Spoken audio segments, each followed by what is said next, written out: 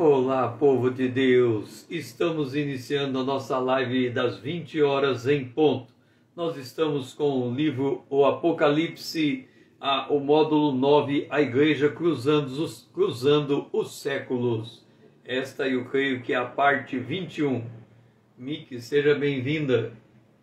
Nós estamos no Apocalipse na parte em que é dado o vencedor, aquele que guardar até o fim as minhas obras. Lembra que Jesus disse que nós faríamos as mesmas obras que ele fez e ainda maiores?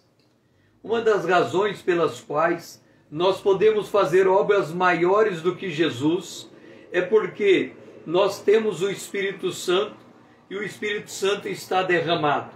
Quando Jesus esteve entre nós no seu ministério terreno, ele dizia quanto ele ansiava pela hora da sua morte, porque era a única maneira de poder compartilhar do Espírito Santo. Por isso que havia uma certa restrição para com o impacto que Jesus causava no seu ministério terreno. Hoje, depois que o Espírito Santo foi derramado, nós podemos fazer as mesmas obras que Jesus fez e ainda maiores. Agora note uma coisa. A igreja de Tiatira é uma igreja que, do ponto de vista histórico, ela está do ano 538 a 1492. A igreja institucional, ela se tornou um poder dominante na terra. Esta igreja institucional se tornou um Estado. Ela também, por ser um Estado, ela tinha um braço militar, e aí temos as cruzadas. Ela tinha poder sobre sobre o seu povo. Daí vinha as inquisições, perseguições contra aqueles que estavam contrário àquela hierarquia religiosa rígida e muitas vezes corrompida. E nesta condição, Jesus vem com uma promessa àquele que guarda suas obras. Eu lhe darei autoridade sobre as nações. Entendam uma coisa. Nós somos bem-aventurados porque a nós nos é dado o reino dos céus. Nós vamos herdar a terra. Bem-aventurado os pobres de espírito, porque eles herdarão a terra. E aqui nós temos que fazer sempre uma escolha. Ou nós mantemos a nossa integridade em testemunho, integridade ética, integridade moral, integridade de convicções no mundo corrompido, ou nós abrimos mão da nossa herança para nos corromper nesse mundo. A igreja de Tiatira era a igreja à semelhança de Esaú, que teve o prato de lentilha à sua disposição, voltando cansado da guerra, ele trocou por um prato de lentilha a sua primogenitura. E isto é o que muitos têm feito no mundo de hoje. Por pouca coisa, ele troca a sua promessa eterna. Jesus disse também, lhe darei autoridade sobre as nações, e com cetro de ferro as regerá, e as reduzirá a pedaço como se fosse objeto de barro. Quando é que vai se dar essa promessa? Depois da morte e ressurreição, nós teremos um período de juízo.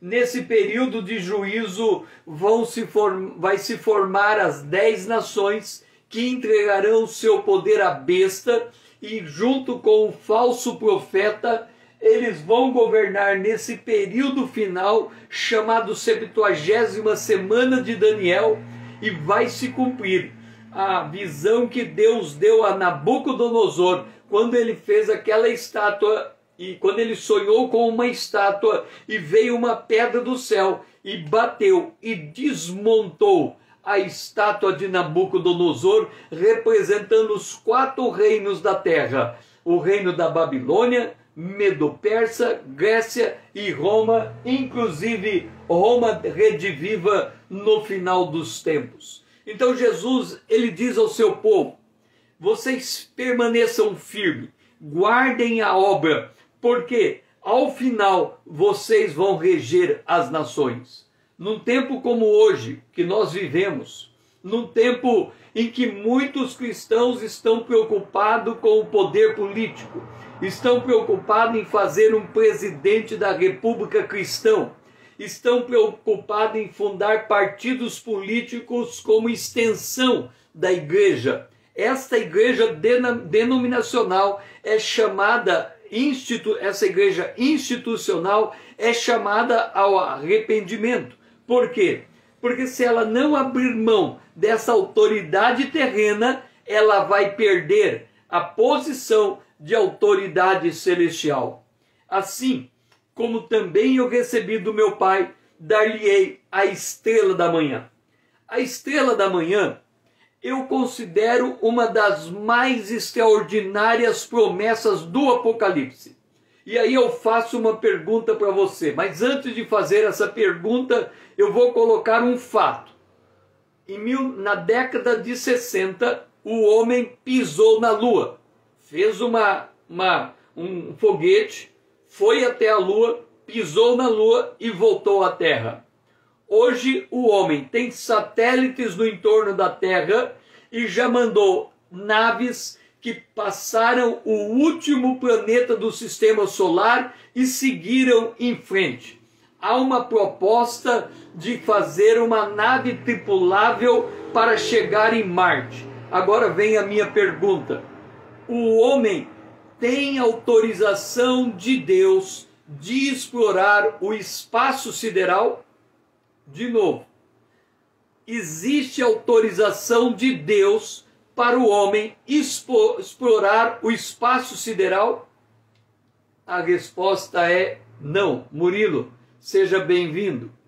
Por que a resposta é não? A pergunta, Murilo, que eu fiz foi esta: será que o homem tem autorização de Deus para explorar o espaço sideral, para mandar nave espacial na Lua, em Marte e para os demais planetas do sistema solar?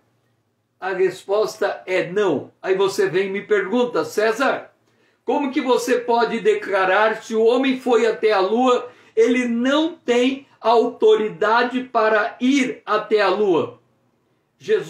Salmo 115, verso 16. Os céus são os céus do Senhor, a terra ele deu aos homens. Rodrigo, seja bem-vindo. A Dora também, seja bem-vinda. A terra foi dada ao ser humano. Lembra lá em Gênesis, no capítulo 1, no versículo 26, o que nós encontramos ali? Façamos o homem à nossa imagem, conforme a nossa semelhança, e tenha ele. Olha onde está o domínio do homem dado por Deus. Domínio sobre os peixes do mar, as aves do céu, os animais domésticos e sobre toda a terra, e sobre os répteis que rastejam na terra. Entenda, o homem não tem autorização para ir ao espaço sideral. Aí você vem e me diz: César, o que você está falando? O homem foi até a Lua. Como que você diz que ele não tem autorização de ir à Lua? Deixe-me dizer uma coisa. Isso é muito sério. Uma coisa é você poder fazer. A outra coisa é você abrir mão de fazer. Entenda. A igreja, ela é uma entidade de natureza espiritual. Jesus, quando ele foi preso, ele disse: o meu reino não é desse mundo. Se o meu reino fosse desse mundo, os anjos viriam me livrar desta hora. Mas o meu reino não é desse mundo. Ele abriu mão de derrubar o Império Romano. Ele era o rei de Israel. Ele abriu mão de assumir o reinado em Israel e dar um basta à opressão romana. Por que ele abriu mão? Porque em Hebreus, no capítulo 1, está escrito que Deus colocou Jesus, Deus o Pai, colocou Jesus assentado à direita do Pai, até que ele, o Pai, colocasse todos os inimigos debaixo dos pés de Jesus. Você sabe qual é o último inimigo que vai ser colocado debaixo dos pés de Jesus? O último inimigo é a morte. 1 Coríntios capítulo 15. A morte é o último inimigo a ser vencido. Até aquele momento, o Pai está na regência. É por isso que a hora do arrebatamento, só o Pai sabe dessa hora e nem o Filho. Por quê? Porque é o Pai que vai colocar os inimigos de Jesus debaixo dos pés de Jesus e a igreja vai estar reinando. Agora ela tem que abrir mão de certas coisas. O homem não pode ir ao espaço sideral. Deixe-me dar um outro exemplo na terra que o homem não pode fazer. Se você ler o livro de Deuteronômio, entre as proibições sexuais, está dito que o homem não pode praticar sexo, veja bem isso, o homem não pode praticar sexo com animal. É considerado abominação diante de Deus. No entanto, se ouve muitas histórias em fazendas de homens que praticam sexo com animais, vaca, outros tipos de animais, sei lá, mas principalmente a vaca, a égua. Por quê? Porque eles dizem, não tem mulher aqui, então ele pratica com a vaca e com a égua. Agora vem, Deus proíbe a prática do sexo com o animal, mas o homem tem a capacidade de fazer o sexo com o animal. Deus deu a terra ao homem, não deu o espaço sideral. Mas o homem vai ao espaço sideral sem autorização de Deus, porque ele consegue fazer isso. Quer dizer, o homem tem capacidade de realizar coisas contrárias à vontade de Deus. Agora, note uma coisa. Quando chegamos na promessa da igreja de Tiatira, a igreja que cruzou o período das trevas, da Idade Média, a igreja que se entronizou, a igreja que se tornou Estado, nesse período ele vem aos fiéis da terra e diz, se vocês guardarem até o fim as minhas obras, eu darei autoridade sobre as nações e a estrela da manhã. Eu creio que quando chegar a Nova Jerusalém, ela é uma cidade, deixe-me dizer uma coisa para vocês. O que é a Nova Jerusalém? A Nova Jerusalém, ela é uma cidade cúbica, ok? Ela é um cubo de 3.000 estádios por 3.000 estádio por 3.000 estádio. É um cubo. Essa cidade, ela tem portas de pérolas, ok? Portas de pérolas, 12 portas de pérolas. E tem outras coisas na cidade, mas vamos ficar com as portas de pérolas. Quando você vê aqui ao vencedor guardar até o fim as minhas obras, lembra, Jesus está à direita do Pai intercedendo pela igreja. Por que Jesus está intercedendo? Imagina você que tem uma porta que é pérola. Uma pérola. Esta pérola aqui, do que ela é formada? Quando você pensa em pérola, que tipo de material forma uma pérola? Agora eu vou chamar a você à memória. Eu não sei se você lembra as Olimpíadas na China, se eu não me engano. Nas Olimpíadas da China e outras semelhantes àquelas, existe a festa inaugural. Você se lembra da festa inaugural? Lembra que entraram milhares de dançarinos? E os dançarinos se movimentavam no estádio. E à medida que eles iam se movimentando, eles iam formando figuras. E as figuras eram geometricamente formadas. Quando você pensa na Jerusalém, a Nova Jerusalém, você pensa uma cidade como uma cidade terrena, com prédios, com casas.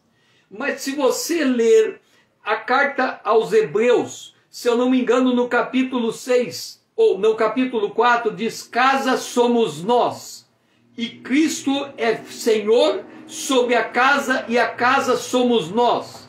O apóstolo Pedro diz que nós somos pedras vivas. Significa que quando você enxergar a pedra, a porta de pérola, é um amontoado de evangelistas que se reuniram em um mesmo lugar. Porque a bênção do evangelista equipara a pérola. Então entenda, a Nova Jerusalém é uma cidade que é formada por figuras vivas. Ela forma uma figura geométrica quando todo o povo de Deus se reúne naquela cidade. Mas como tem a promessa de que será dado a estrela da manhã, o que vai acontecer conosco na eternidade quando estivermos na Nova Jerusalém? Nós vamos ter missões que nos vão levar aos planetas, às estrelas mais distantes. Não sei como nós vamos viajar nessas estrelas. Nós estaremos governando não só o planeta Terra, mas como todo o universo de Deus. Você vai falar, mas César, como assim? Jesus disse, no pouco fosse fiel, o pouco é o planeta Terra, eu darei o muito. No pouco fosse fiel, será colocado no muito. O que é o muito? O muito é o universo. Então quando ele diz aqui, eu te darei a estrela da manhã, entenda, ele diz, permaneça fiel na sua obra, permaneça fiel no seu amor, permaneça fiel na sua fé, permaneça fiel na sua perseverança, porque a promessa para nós é uma promessa extraordinária.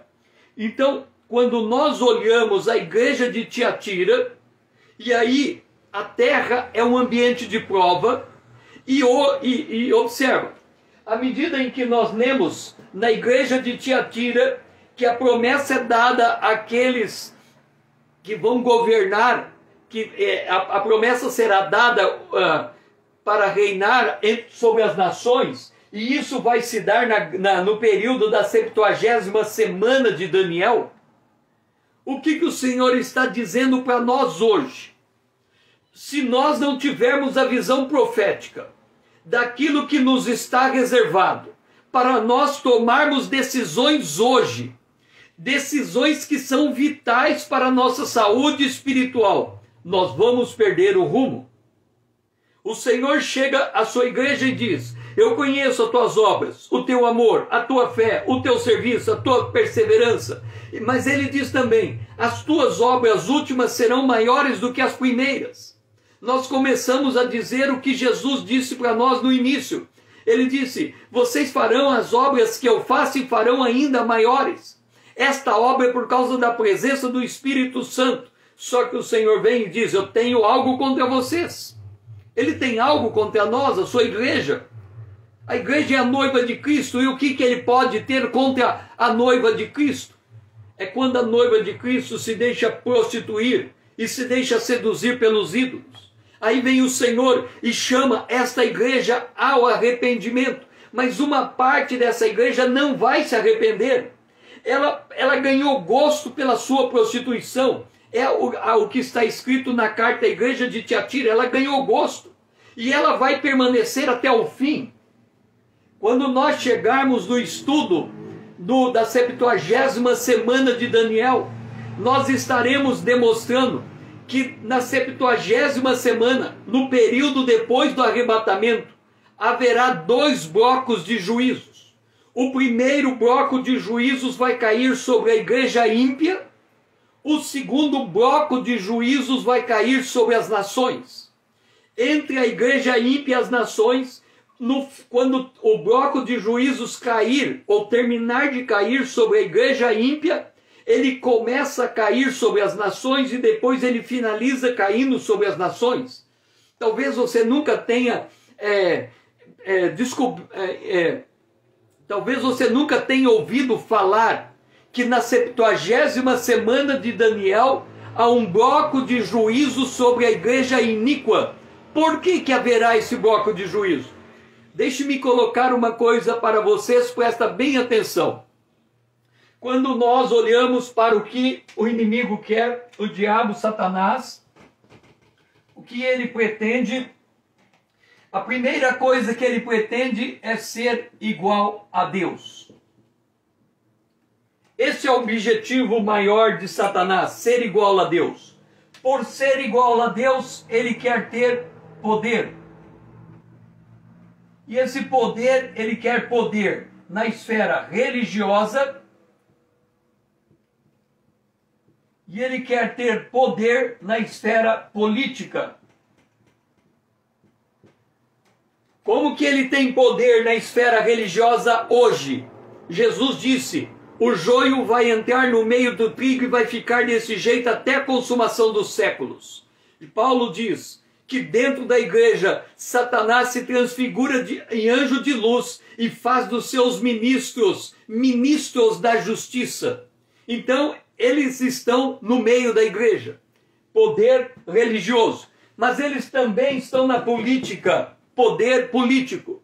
Quando chegar os últimos tempos, a Bíblia diz que vai aparecer a besta, poder político, e o falso profeta, poder religioso. O falso profeta, ele vai conduzir a adoração à besta. O poder político vai obrigar a humanidade a adorar a besta no seu poder religioso. Só que o que as pessoas esquecem é isto: Satanás, ele não quer o nome de Deus. Ele vai derrubar, ele vai levantar contra tudo que tem o nome de Deus, inclusive a igreja ímpia. Lembra? Apocalipse capítulo 13. Aquela besta que vem da terra, ela fala como dragão e tem a aparência do cordeiro. Essa igreja terá que ser destruída também pelo anticristo, pela besta. Então, no final dos tempos, haverá um juízo. Agora, eu quero te explicar uma coisa. Nós estamos falando da idade das trevas, do período da Idade Média, e esse período perdurou 1000 anos. Eu não vou citar o nome da igreja, mas quem conhece a história sabe de que igreja eu estou falando. A igreja desse período, ela fez as cruzadas, matando os bárbaros, porque ela entendia que quem não se converte pela força do evangelho tem que se converter pela força das armas.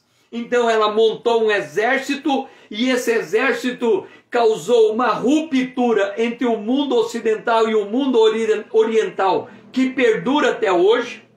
Segundo, esta mesma igreja, que antes do anos 523, esta igreja que era perseguida se tornou perseguidora com as inquisições. E os verdadeiros filhos de Deus, muitos deles foram mortos na Inquisição. Agora, o que eu quero que você observe é uma coisa só. Você conhece um pouco de história. Foram 1000 anos. Depois acabou a Idade Média. Depois veio o renascentismo, o iluminismo, essas coisas todas, e chegou na nossa era.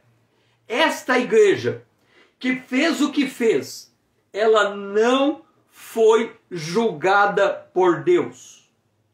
Ela permanece na sua posição, ela permanece no seu poder, ela permanece na sua glória, ela permanece na sua autoridade e está aumentando. Aí você vem e fala: César, se o apóstolo Pedro, em 1 Pedro capítulo 4, ele diz que o juízo começa na casa de Deus, por que essa igreja não foi julgada por todas as atrocidades que ela cometeu no período da Idade Média? Simples. Toda igreja, entenda, isso é um princípio do reino de Deus. Toda igreja que nasce, que se torna uma instituição, mesmo se tornando uma denominação, qual é a diferença de uma igreja instituição para uma igreja denominação? Uma igreja instituição é aquela que é formada por um homem, e este homem tem autonomia sobre todas as igrejas que congregam debaixo da sua autoridade. Geralmente, igreja neopentecostal é uma igreja institucional, não é uma igreja denominacional. O que é uma igreja denominacional? E aí temos a igreja batista, presbiteriana, metodista, Assembleia de Deus. O que é uma igreja denominacional? É uma igreja que formou um concílio de notáveis, eles definiram um corpo de doutrina, e a igreja se reúne debaixo daquele corpo de doutrina. O que significa isso? Um pastor da igreja batista, um pastor da igreja Assembleia de Deus, um pastor da igreja metodista, um pastor da igreja presbiteriana.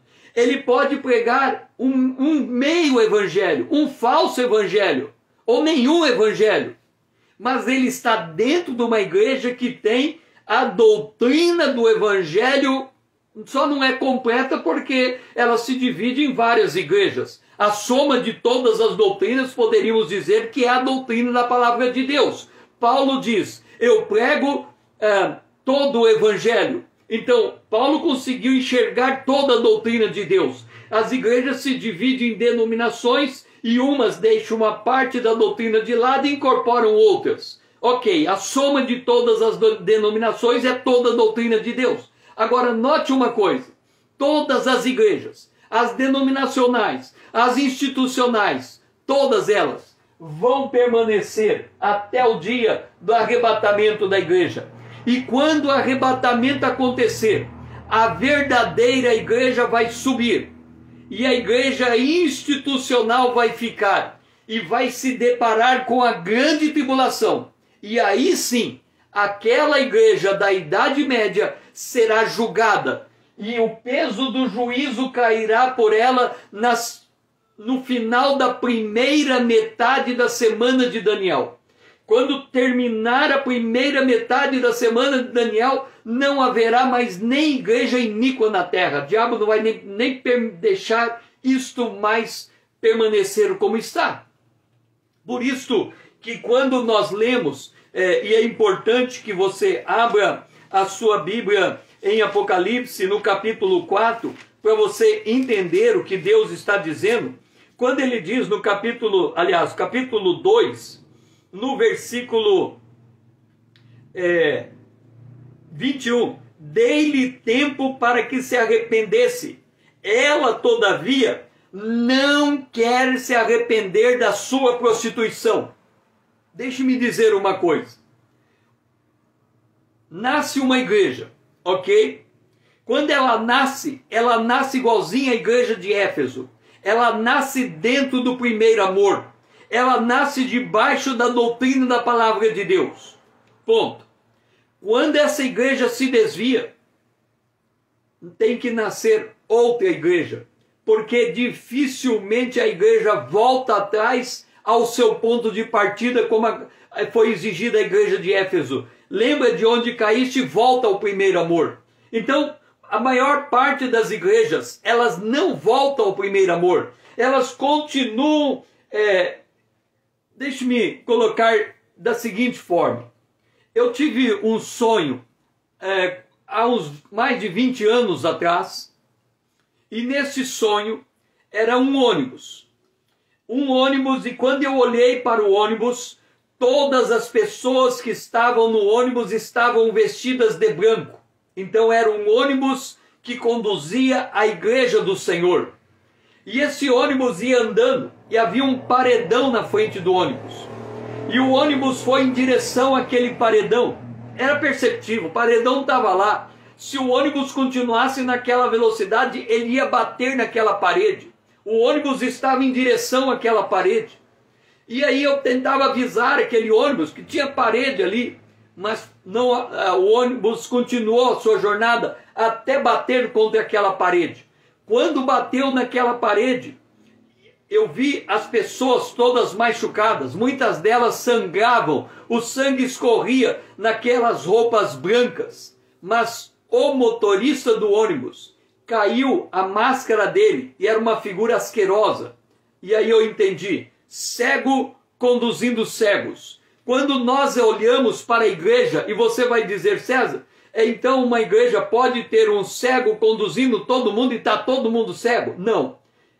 A metade pode estar cega e a outra metade pode estar dormindo. Aí você vem e fala, César, como que a outra metade vai estar dormindo?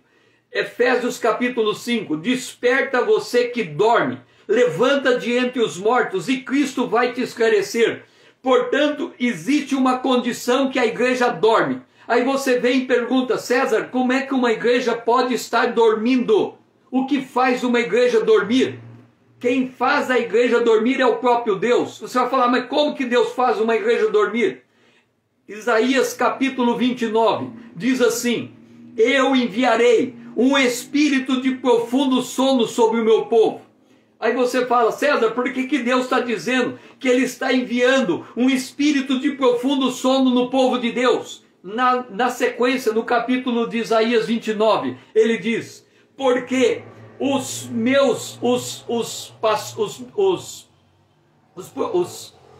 porque os profetas, não é profetas que ele usa a palavra lá? Deixe-me ver, para falar com exatidão para vocês. Isaías capítulo 29. O Senhor disse, versículo 13. Primeiro, o versículo 9. Porque o Senhor derramou sobre vós, olha só, Deus derrama sobre o povo dele, um espírito de profundo sono, e fechou os vossos olhos, que são os profetas, e vendou as vossas cabeças, que são os videntes. Entenda. Efésios capítulo 5, desperta você que dorme. Isso significa que o povo de Deus está numa igreja dormindo, porque Deus colocou o povo para dormir. Por quê? A resposta está no verso 13. O Senhor disse, visto que esse povo se aproxima de mim, e com sua boca e com seus lábios me honra, mas o seu coração está longe de mim, e o seu temor para comigo consiste só em mandamentos de homem que maquinalmente aprendeu. Quando a liderança da igreja ensina mandamento de homem aprendido maquinalmente, a igreja dorme. Quando a igreja dorme, somente uma parte da igreja é despertada. É por isso que quando o Senhor diz à igreja de Tiatira que tem uma parte dela que não quer deixar a sua prostituição, significa que a igreja se acomoda ao seu sono. E nós temos que entender mais um detalhe. A última igreja do Apocalipse é a igreja de Laodiceia. A igreja de Laodiceia, ela dormiu de tal maneira que ela colocou o Cristo para o lado de fora. Ele está à porta querendo entrar de volta para a sua igreja. Então perceba a seriedade dos últimos tempos. Então quando o Senhor diz que Ele vai fazer essas coisas, quando Ele vai emitir esse tipo de juízo, o que aconteceu quando você olha para trás, você olha para a idade das trevas, você olha para a Idade Média, e o que você lê daquele período na história? Você lê as cruzadas, você lê as inquisições, e aí você diz, cadê o amor? Você diz, cadê o povo de Deus? Cadê a imagem de Cristo? Olha o que Jesus disse na igreja de Tiatira para esse período da história.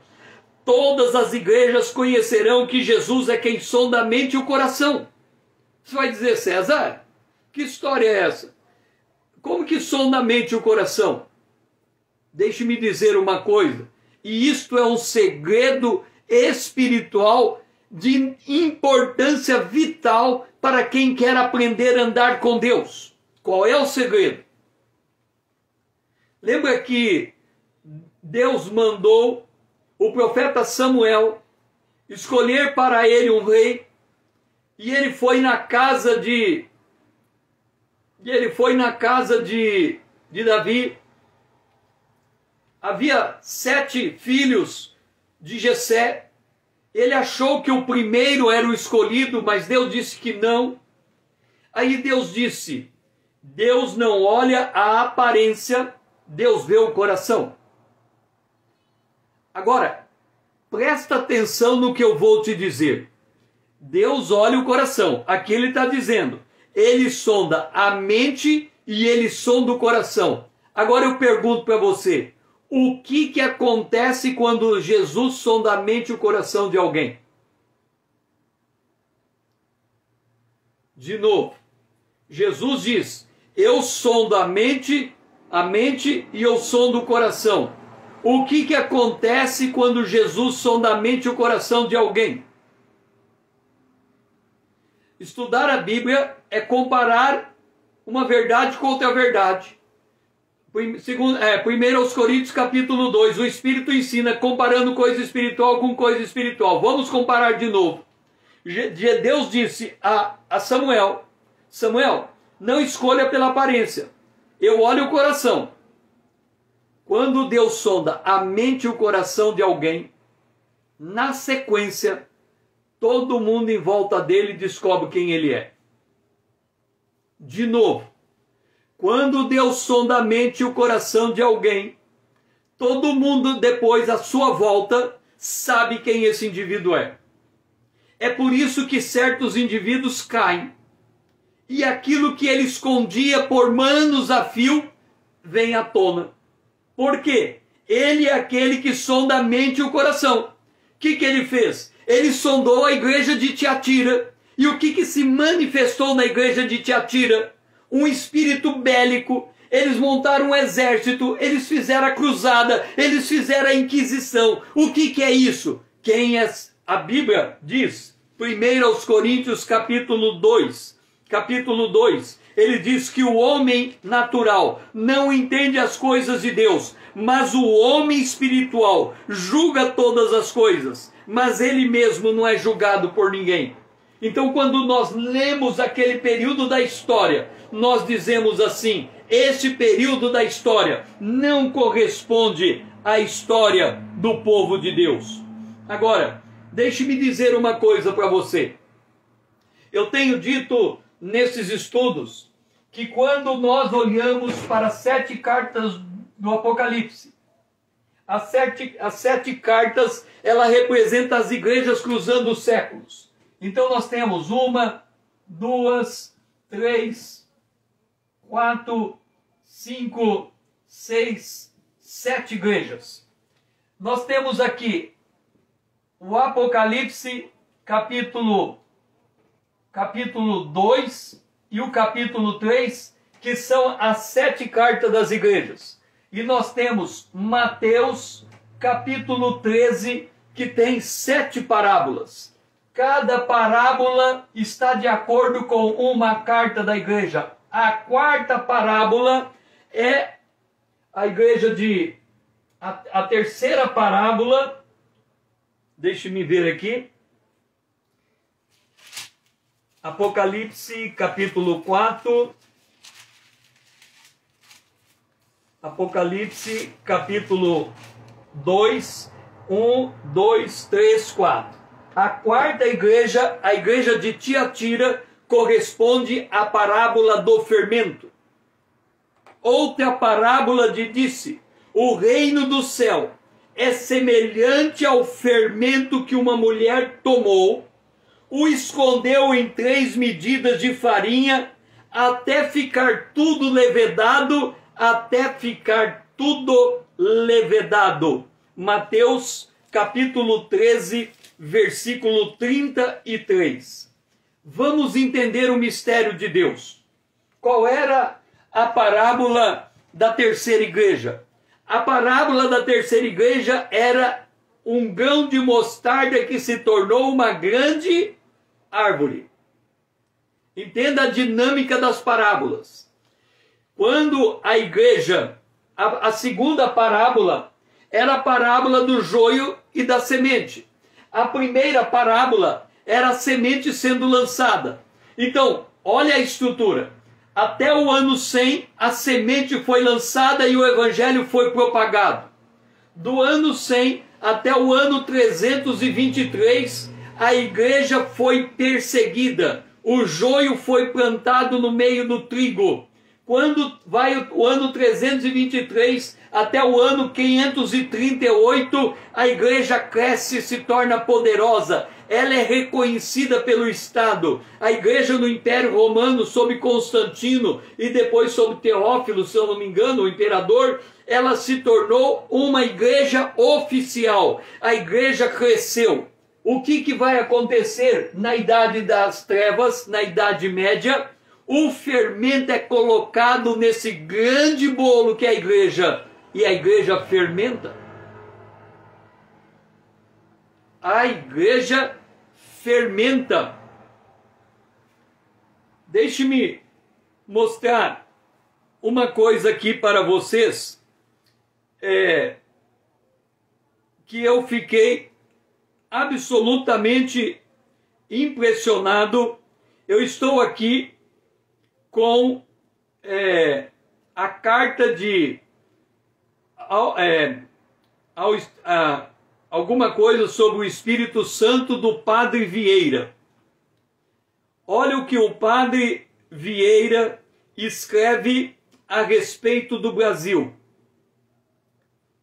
Para vocês terem uma noção do que é o fermento, do que significa o fermento no meio da massa. Deixe-me voltar aqui. Vocês vão ver, e talvez muitos de vocês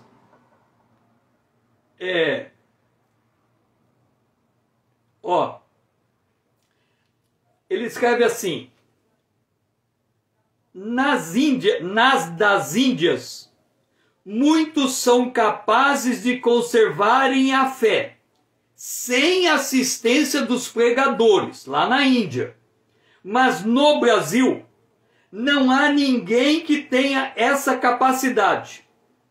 Essa é uma das maiores dificuldades de conversão no Brasil. Há-se de estar ensinando o que já está aprendido, e há de estar sempre plantando o que já está nascido, sob a pena de perder o trabalho e o fruto. Padre Vieira escreveu isso aqui. Ele disse: olha, no Brasil, você prega o evangelho, entra de um lado, sai do outro. Se você pregar o evangelho para o indivíduo, enquanto você estiver ensinando, ele vive como cristão. Mas depois que você para de ensinar, ele esquece o que aprendeu. E aí ele continua dizendo o seguinte: outros gentios são incrédulos até crer. Os Brasis, ainda depois de crer, são incrédulos. Em outros gentios, a incredulidade é incredulidade e a fé é a fé. Nos Brasis, a mesma fé ou é fé ou parece incredulidade. São os Brasis como o pai daquele lunático do Evangelho. Creio, Senhor, ajuda-me na minha iniquidade, ele continua dizendo. E ele diz assim: no tempo que cria, e não cria esse homem, porque era tão imperfeita a fé com que cria, que uma parte parecia fé, e depois ela se transformava em incredulidade. Aí Padre Vieira diz: com a mesma facilidade com que aprendem, desaprendem. E com a mesma facilidade com que creem, descreem. Aí ele conta uma história aqui, não sei se é verdadeira, se é uma parábola.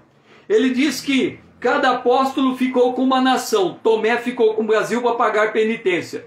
Tomé chegou no Brasil e pregou antes dos portugueses chegarem. E todo mundo se converteu. E aí ele foi embora, porque achou que estava todo mundo convertido. Quando ele voltou, estava todo mundo perdido.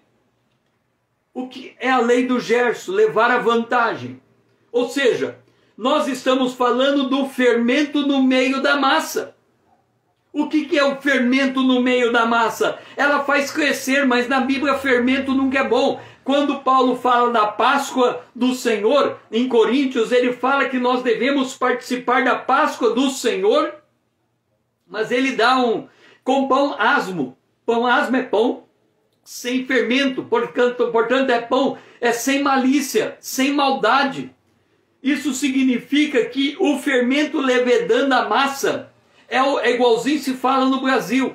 O brasileiro, muitos brasileiros são católicos, são cristãos, por dizer, mas não assumem, ou não é a sua verdadeira fé. Quando o IBGE passa contando os cristãos, ele diz: eu sou cristão. Por que você é cristão? Porque meu pai foi, meu avô foi, meu bisavô foi, eu sou.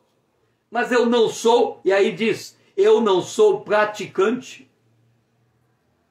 Observa que a igreja de Tiatira é uma igreja que representa uma faceta da igreja de Laodiceia, que não é frio e não é frio nem quente, é morno. E quando alguma coisa é morna, o Senhor vai vomitar da boca. Ele não quer aquilo para o seu povo. Então, o fermento representa a igreja de Tiatira. Olha o que Paulo escreve em 1 Coríntios capítulo 5, versículos 7 e 8. Lançai fora o fermento velho, para que sejais nova massa, como sois de fato sem fermento. Pois também Cristo, nosso Cordeiro Pascal, foi imolado. Por isso celebremos a festa não com o velho fermento, nem com o fermento da maldade e da malícia, e sim com o asmo da sinceridade e da verdade. Agora, nós estamos falando da igreja de Tiatira, a quarta igreja, 1, 2, 3, 4, 1, 2, 3, 4. A igreja que está no meio. A igreja que teve o maior período da história. Agora vamos entender aqui, por que Paulo diz: lance fora o velho fermento? Deixe-me explicar uma coisa para você. Eu tenho colocado em pequenos vídeos, falando sobre o homem natural e o homem espiritual, eu tenho colocado de que todo mundo nasce como homem natural, por óbvio. Mas quem aceita Jesus se torna homem espiritual, porque ele tem o Espírito Santo. Só que, a partir do momento que ele tem o Espírito Santo, ele começa a discernir as coisas. Deixe-me contar da minha experiência para você entender o que eu estou falando. Eu me converti aos 18 anos. Antes dos 18 anos, eu me tornei um leitor voraz. Aqui atrás desse quadro tem uma estante cheia de livros. Eu doei, na outra casa que eu morava, eu doei em torno de 5.000 livros. 3.000 devia ser evangélicos. Nós viemos de Dourados para Londrina, então nos desfizemos, minha esposa e eu, da nossa biblioteca. Doei a minha biblioteca para o seminário teológico ali em Cuiabá. Ok, mas antes da minha conversão, eu não lia livros teológicos, eu lia romances. E todos os livros do meu padrinho, todos os livros do meu pai, eu li todos. E eu tornei um devorador de livros.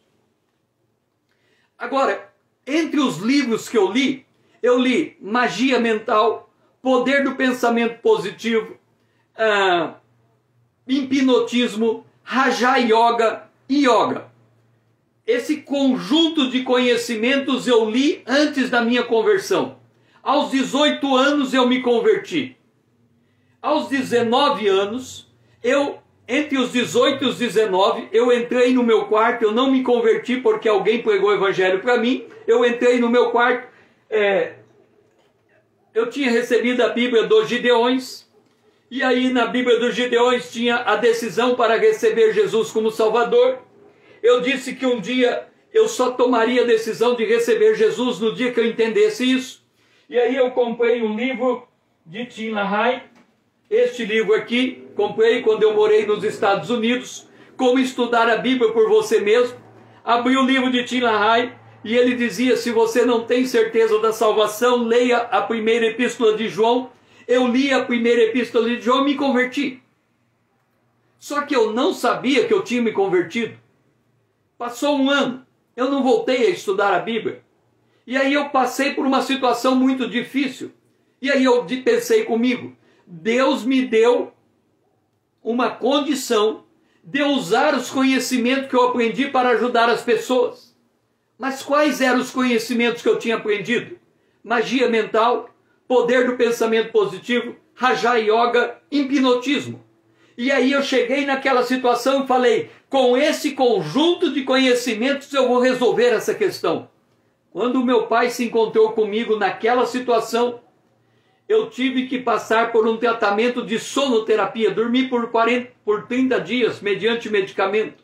A minha mente voltou ao normal. E aí eu lembrei de uma palavra que eu tinha recebido aos 9 anos de idade por uma freira. E a palavra era, se você quiser conhecer a vontade de Deus, leia a Bíblia. E se você ler a Bíblia não tem erro, o erro está em você. E aí eu tomei o propósito de sair, e essa situação aconteceu em Niterói, de voltar para a minha cidade de Dourados, fazer o curso de administração de empresa. E naqueles 3 anos que faltava para eu completar o curso, eu haveria de estudar a Bíblia em todo o meu tempo de folga. Agora entenda uma coisa. Paulo diz, lance fora o fermento velho. Quando nós, desde o ventre da nossa mãe até o dia de hoje, nós somos ensinados por nós mesmos, pelos professores, pela mãe, pelo pai, pelas nossas tradições, tudo isso fica gravado e somos formados no homem velho até os 5 anos de idade. Você sabe por quê? Você faz coisas e repete elas e não consegue se livrar desse ciclo que volta sempre no mesmo ponto? São as coisas que foi injetado em você, que a gente chama do falso eu, do velho homem, da carne, entre os 0 e 5 anos de idade. Quando você não consegue discernir isto, vai cair no que Jesus disse, ao homem foi dado o vinho novo, mas tendo bebido o vinho velho, ele não deixa o vinho velho porque ele considera o velho melhor do que o novo. É por isso que muitos que vêm para a obra de Deus, quando eles passam por uma aflição como eu passei, ao invés de procurar na Bíblia a solução, eles voltam para o mundo, ou voltam para a psicologia, para a psiquiatria, ou voltam para conselheiros, ou voltam para qualquer lugar, menos aprofundar na palavra de Deus para entender o que se passa. E aí Paulo vem e diz, olha, lança fora o fermento velho, porque você já é sem fermento. O que é ser sem fermento? Nós somos nova criatura, as coisas velhas para trás ficaram, e eis que tudo se fez novo. Essa é a nossa identidade. Só que quando nós temos que tomar uma decisão, nós não tomamos a decisão baseado na nossa identidade. Nós tomamos a decisão baseado no nosso velho homem. É por isso que os nossos erros vão se repetindo. Por quê? Porque nós não temos a capacidade ou discernimento e a operação da palavra de Deus dentro de nós para desmontar o velho homem. Paulo diz, Cristo já foi imolado, celebremos a festa com asmo de sinceridade e de verdade. Eu falei que eu me converti em 1979, 18 anos de idade. Aos 36 anos de idade, aos 35 anos de idade, eu era secretário municipal de uma grande cidade de Mato Grosso do Sul, Dourados. Eu era secretário municipal de planejamento. Faltava 3 meses para terminar aquela gestão. Eu estava sentado na minha mesa e perguntei a Deus, Senhor, falta 3 meses para terminar a gestão e eu vou perder o cargo de secretário municipal. O que será do meu futuro? Eu abri a Bíblia ao acaso e a palavra que saiu estava em Isaías, que dizia, eu farei de você um trilho novo, com ele você trilhará os montes. Eu disse, Deus, eu acho que eu não tenho condição de ser um trilho novo. Eu já nasci de novo. Eu nasci aos 18 anos, eu estava com 36 anos. Eu já nasci de novo. Dos 18 anos aos 36 anos, eu tinha sido curado de todos os meus traumas. Eu não lembrava de nenhum trauma da minha infância que eu não tivesse passado por um processo de cura. Eu estava no auge da minha composição pública ali, como secretário de planejamento. Eu tinha 2 anos depois da minha conversão, eu adquiri a paz que excede todo entendimento. Eu nunca mais perdi essa paz. Eu estava numa perfeita paz de espírito, e Deus vem e me diz assim: eu farei de você um trilho novo. Eu disse: Senhor, eu não acho como, por onde? Mas se a tua palavra diz que o Senhor pode fazer de mim um trilho novo, quem sou eu para duvidar? Passou outubro, novembro, dezembro, terminou a gestão. Eu perdi o cargo de secretário. Fui trabalhar de consultor empresarial. Janeiro, fevereiro do ano seguinte, eu estava andando na rua e me veio uma pergunta na mente: aonde você esteve sentado nos últimos 3 anos? E eu disse: eu estive sentado naquela mesa, naquela sala, naquela cadeira. É a sala do secretário de planejamento. Me veio a segunda pergunta: quem sentou antes de você naquela sala? Eu não sabia. A única coisa que eu sabia era: aquela era a sala do secretário de planejamento. Se eu fosse na procuradoria do município, pegasse todas as portarias desde a minha época até a fundação do município, eu encontraria o nome de todos os secretários de planejamento da prefeitura, porque aquela sala era a sala do secretário de planejamento. Mas aí eu me lembrei: o meu pai, em 1967, ele sentou naquela cadeira. Eu estava no ano de 1997, 67, 77, 87, 97. 30 anos depois que meu pai sentou naquela cadeira. Aí me veio a terceira pergunta. Eu não queria ouvir a terceira pergunta, mas a pergunta veio: você quer ser a imagem e semelhança do teu pai, ou a minha imagem conforme a minha semelhança? Eu olhei para trás, e tudo que eu tinha construído na minha vida até os 36 anos de idade tinha sido baseado na imagem que eu tinha do meu pai. Quando eu tinha que tomar uma decisão, eu dizia: se o meu pai estivesse no meu lugar, o que ele faria? E eu tomava a decisão. Só que quando a gente toma uma decisão desta maneira, a gente sabe tomar a decisão, mas não sabe sustentar a decisão, porque não temos as mesmas experiências de vida do outro. E aí eu disse: Deus, eu não quero ser igual ao meu pai. Eu quero ser a tua imagem conforme a tua semelhança. Isso foi em 1997. 2002. Passaram-se 5 anos. Eu só fui entender o que Deus fez naquele dia comigo a partir do ano 2002. Hoje, eu não sei quem eu sou. Eu sei que eu não sou o meu pai. Eu sou filho de Deus, a imagem de Deus. Mas na formação, eu não sei quem eu sou. O que eu sei é aquilo que o olho não viu, aquilo que o ouvido não ouviu, aquilo que não subiu ao coração do homem é o que Deus preparou para mim. O que é que Deus preparou para mim? Eu não sei, porque é aquilo que eu não vi ainda. Mas eu sei que não é aquilo que eu vi, não é o meu pai, é outra pessoa. É aquilo que o Espírito de Deus está me formando à medida que eu vou andando com Deus. Isso significa lançar fora o fermento. É ganhar esse nível de consciência em que você percebe que a tua vida, que a sua vida, ela é toda estruturada no velho homem, que o modo de você responder às contingências da vida é tudo em conformidade com o velho homem. Quando você pega a palavra de Deus, você na verdade santifica o velho homem, você reforça o velho homem, você reforma o velho homem. Por quê? Porque quem bebeu do vinho velho não quer logo novo. Mas quando a gente chega no discernimento do novo, não se deseja mais o velho. Essa foi a mensagem para a igreja de Tiatira. Uma mensagem de guardar o que tem, porque Jesus é aquele que tem olhos como chamas de fogo, capaz de sondar a mente e o coração. Por isso a nossa oração tem que ser: sonda-me, Senhor, e vê se há em mim algum caminho mau, e guia-me pelo caminho eterno. Quando Ele nos mostra qual é o caminho mau, como é o comportamento do homem velho, então a gente tem como desfazer desse homem velho para decididamente assumir e se revestir do novo homem auxiliado pelo Espírito Santo de Deus.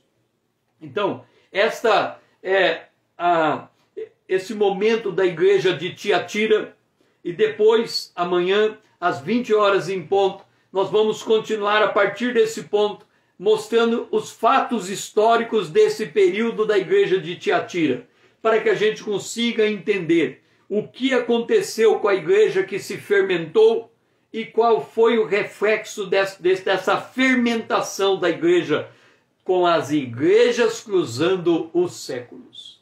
Foi muito bom ter você aqui, Miki, Murilo, Rodrigo, Dora.